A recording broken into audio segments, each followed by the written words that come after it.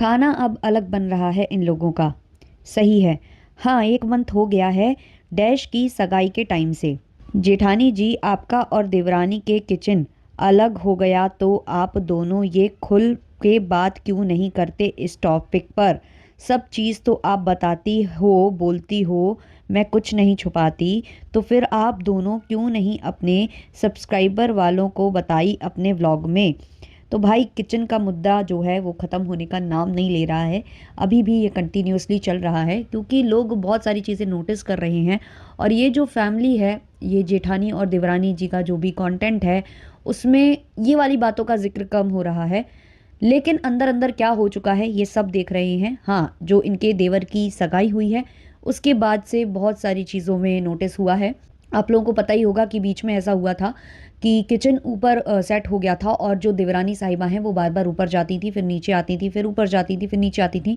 बाकायदे shoot करके वो अपने व्लॉग में दिखाती थी और वो बोलती भी थी कि बड़ी दिक्कत होती है, ये होता है, वो होता है। और फिर बीच में इनका थोड़ा बहुत मनमुटाव हुआ। वो कम्युनिटी छपी जो कि पहले देवरानी ने छापी, फिर जेठानी ने छापी। तो सब बोल रहे थे कि मेन मुद्दा किचन का ही है क्योंकि इनको यही इसी से प्रॉब्लम हो रही है और ये लोग सेपरेट होना चाहते हैं, अलग करना चाहते हैं और उसके लिए ये मुद्दे क्रिएट कर रहे हैं, आपस में जानबूझकर ऐसी चीज़ें कर रहे हैं कि भाई इनकी जो मंशा है वो पूरी हो जाए, घर वाले मान जाएं, घर वाले इस बात को स्वीकार कर लें कि भाई नहीं बन रही दोनों की, नहीं हो पाएगा।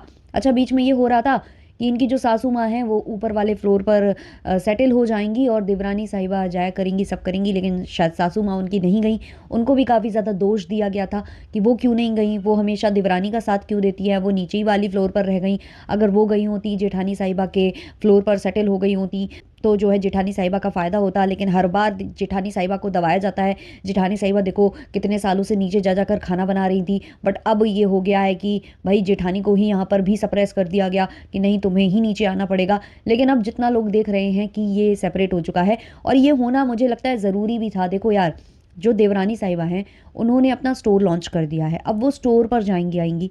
ऐसे में कोई भी जेठानी हो या मतलब जितने अच्छे से अच्छे रिश्ते हों, हालांकि इनके तो रिश्ते कैसे हैं सबने देख लिए हैं, इनका जो लड़ाई झगड़ा जो भी वाईटी पर हुआ है किसी से नहीं छुपा है।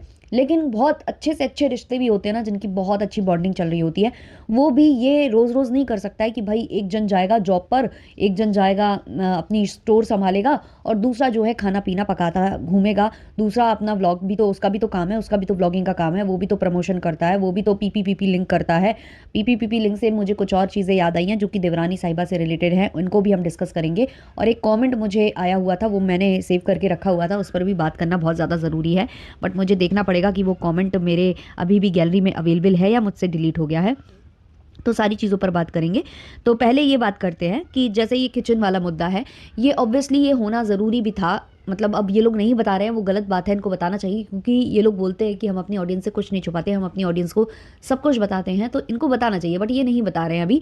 लेकिन लोग नोटिस कर रहे हैं। भाई देवरानी देखो स्टोर जाती हैं, अब स्टोर वो दिन में भी जाती हैं, कई बार वो रात में वहीं पर रुक भी जाती हैं, वहाँ पर वो जो है अपना लाइव सेशन बैठाती हैं जहाँ पर वो अपना शोकेस कर रही होती है, जो भी उनका प्रोडक्ट्स होते हैं, जो भी नए लॉन्च होते हैं वो दिखा रही होती है। तो ऐसे में कई बार वो घर पर अवेलेबल नहीं होती है।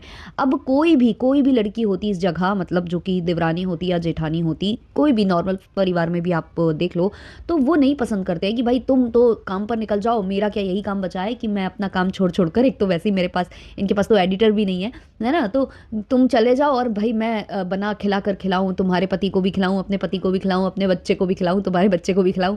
अभी आपने बीच में देखा ही था कि ये जो देवरानी साहिबा हैं वो चली गई थी हेयर स्टाइलिंग वगैरह कराने, अपना जो भी इनका हेयर ट्रीटमेंट था वो लेना था, कलर कराना था। तो उस टाइम पर बच्ची को लेने स्कूल जो है जेठानी साहिबा को भेजा गया था।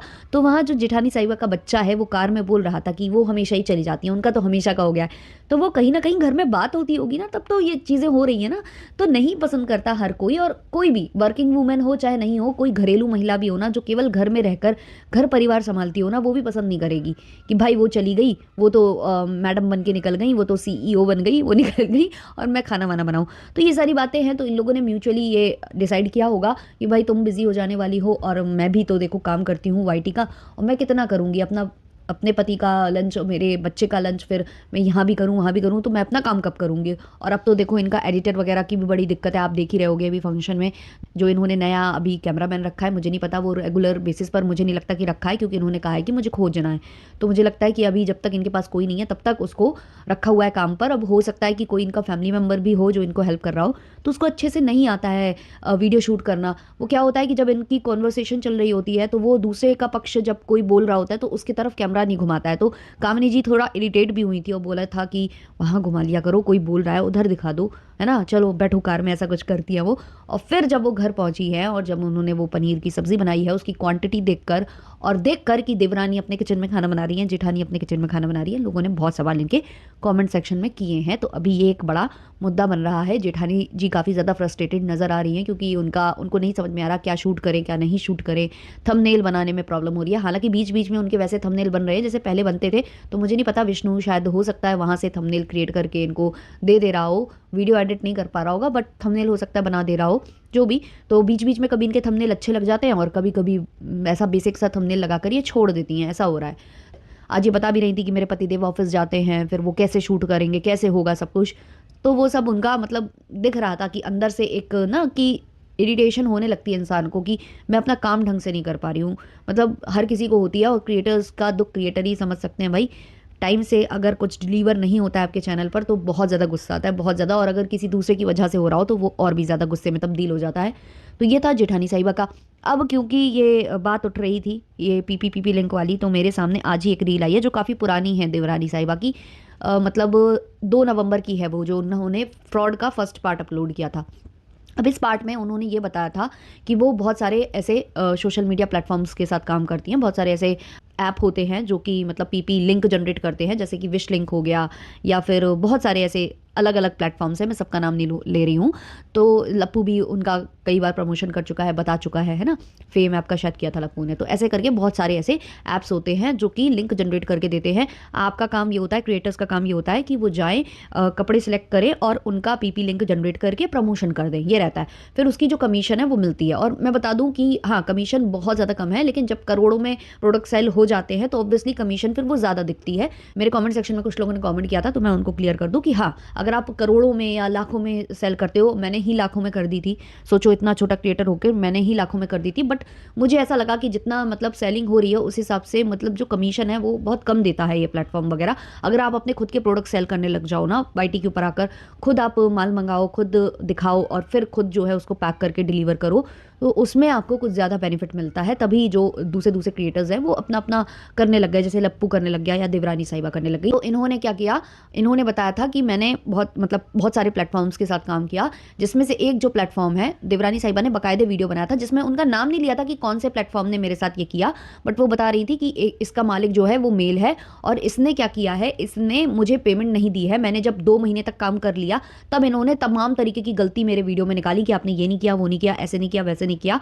और इनका कहना है कि जब मैंने इतने सारे वीडियो बनाए थे तब उन्होंने नहीं बताया मुझे कि तुम यहाँ गलत जा रही हो। मुझे मैनेजर अपॉइंट किया गया था, उसके बावजूद जो है उस मैनेजर ने भी नहीं बताया कि आप यहाँ गलत जा रहे हो। और अब जब पेमेंट देने की बात आ रही है, लाखों में पेमेंट है मेरी, वो जो फंसा ली है इन लोगों ने और वो मुझे नहीं दे रहे हैं। इन्होंने पहला वीडियो बनाया जिसमें कहा कि मैं अभी नाम रिवील नहीं कर रही हूँ, मैं नाम रिवील कर दूंगी नेक्स्ट व्लॉग में।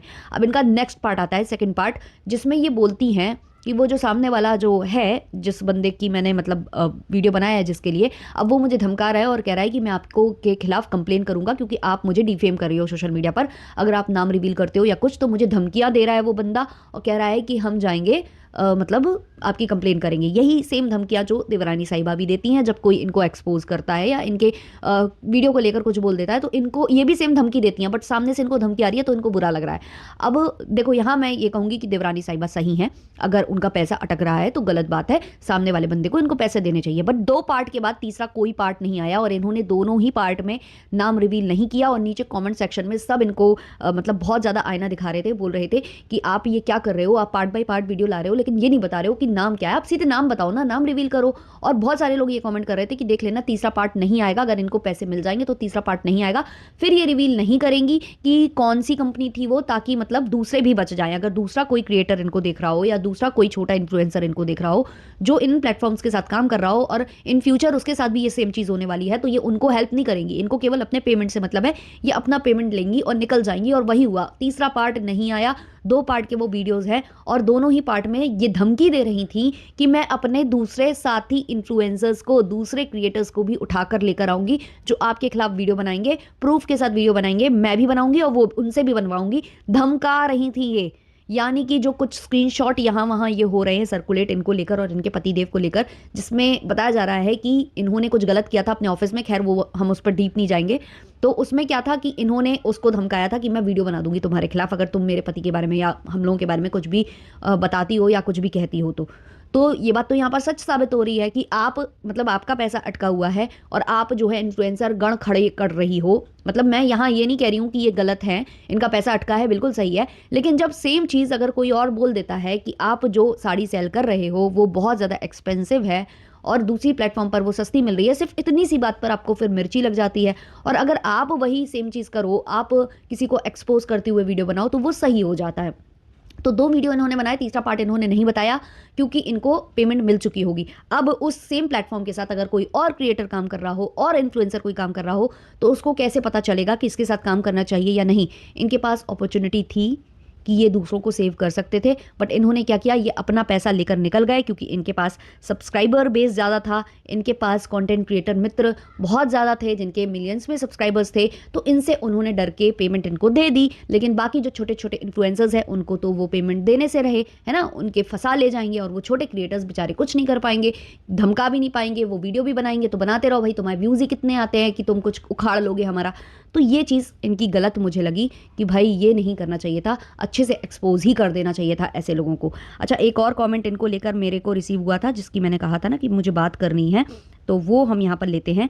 किसी ने मुझे कमेंट किया था, देवरानी ने वॉच ली थी तब भैया भाभी को हक किया था, मामी जी ने पैसे दिए तब पतिदेव जी ने थैंक यू हग सब, और जेठानी ने सूट साड़ी दी तो बिना देखे रख दी क्योंकि पतिदेव वहाँ थे। भागवत शॉप इनॉग्रेशन एनिवर्सरी किसी में बड़े भाई के पैर नहीं छूता है वो, कहीं ना कहीं देवरानी नॉर्मल हो जाती है, हस्बैंड में बहुत जहर है। तो ये चीज़ तो मैंने भी नोटिस की है और मुझे इनका कमेंट बहुत सही लगा था, तो मुझे लगा था मुझे इसे लेना चाहिए अपने पॉडकास्ट में। तो हाँ, ये चीज़ हमने भी नोटिस की है। जो ये बोलते हैं कि मैं परिवार को लेकर चलने वाला बंदा था, मेरे लिए परिवार सर्वोपरि है। मैंने जब अपनी होने वाली पत्नी की फ़ोटो देखी जिसमें वो वेस्टर्न आउटफिट्स पहने थी तो मुझे लगा कि ये परिवार को लेकर चलेगी कि नहीं चलेगी। तो जनाब, आपका ही भाई है, आपका ही परिवार है, फिर ऐसा करते आप कभी क्यों नहीं दिखे। और सेम मैं ये नहीं कहूँगी कि वो केवल देवर साहब का है, उनके जो बड़े वाले भाई हैं उनका भी सेम रहता है एटीट्यूड, क्योंकि उनको भी नहीं वो चीज़ भाती है। लेकिन क्लेम करने वाले बंदा जो कि बोलता है ना कि एक मजबूर बेटा, मजबूर भाई, पता नहीं मजबूर क्या क्या, तो उनके साइड से जब ये चीज़ें होती हैं तो वो ख़राब लगती हैं। क्योंकि जो बड़ी बड़ी बातें करता है, जो बड़े बड़े क्लेम करता है, उनके साइड से ये बातें हों तो बुरी लगती हैं। चलिए, ये था मेरा आज का पॉडकास्ट। अच्छा लगा हो तो लाइक शेयर सब्सक्राइब और हाइप कर देना। मिलते हैं नेक्स्ट वाले पॉडकास्ट में, तब तक के लिए बाय बाय।